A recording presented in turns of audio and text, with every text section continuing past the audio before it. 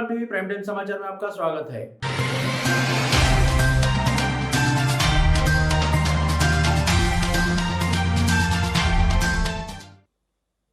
इस पे विशेष बात यह है कि at the top there will be a PM HR council जो which will consist of national and international experts under the chairmanship of the Honorable Prime Minister, who will oversee the entire capacity building exercise.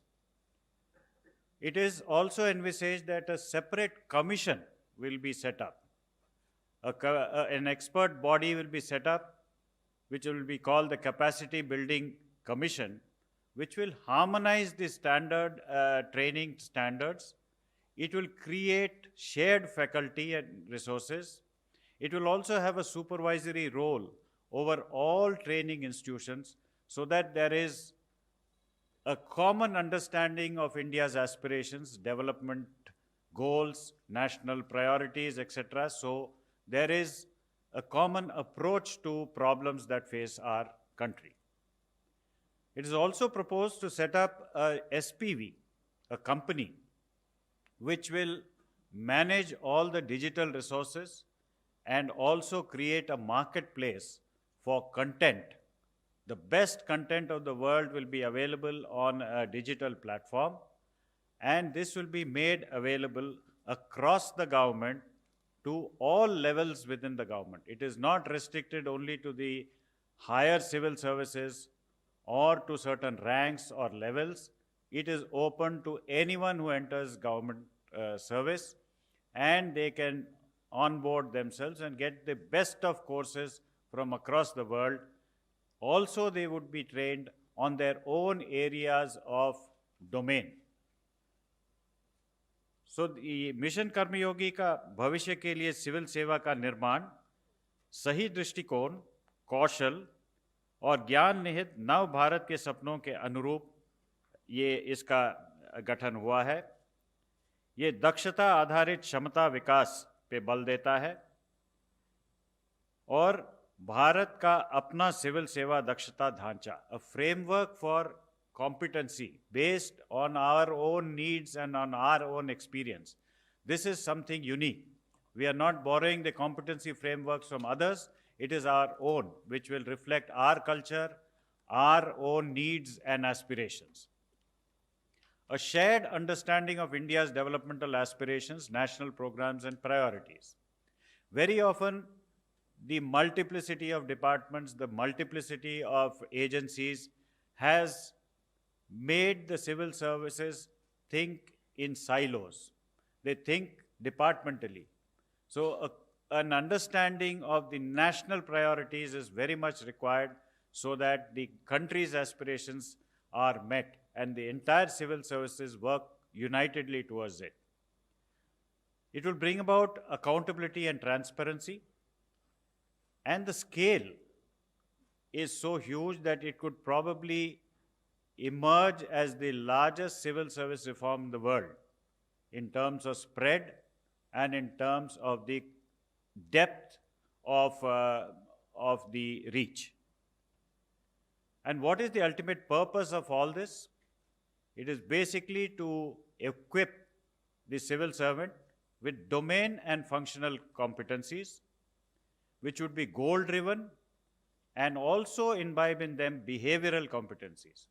ये नहीं कि only subject matter पे उनको कम competencies बढ़ाई जाएगी, लेकिन उनका जो बिहेवियर है और फंक्शनली उनको काम करने के लिए, अच्छी तरह से काम करने के लिए जो कॉम्पिटेंसीज उनमें, क्षमता उनमें होनी चाहिए, ये भी थ्रू द लेटेस्ट मेथड्स उनको दिया जाएगा.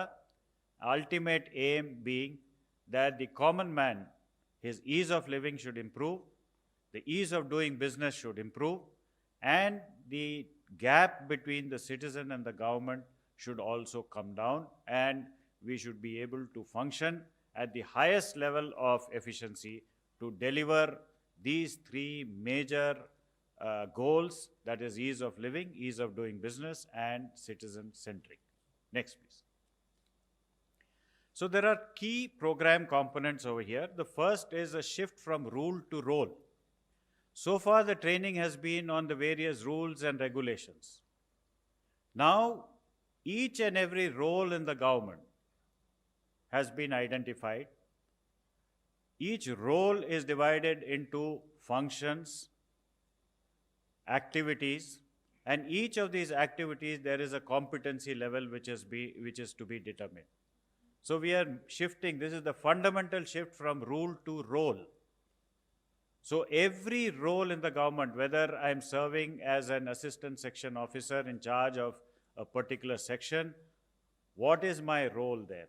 What functions are to be performed in that role? To perform those functions, what competencies do I require? These competencies are further divided into what are the domain competencies that I require, what are the functional competencies I require, and what is the behavioral competencies that I have to acquire in order to function in that particular role. This is something which is a fundamental shift from the existing system. Secondly, we are making available a iGOT Karmayogi platform, which is a digital platform, which is completely Indian. And it would give the learning content from across the world and also our own learning content so that we learn from the best of the best in the world, at the same time remain firmly rooted in our own culture. Enabling policy framework.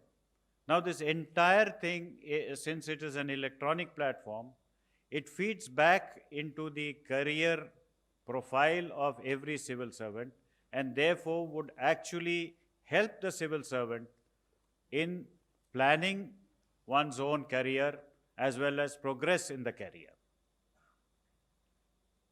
HR management, we are thinking of delivering, as I said, the right competencies at behavioral and domain and functional level, and a continuous performance analysis. It is not that once in a while they are trained.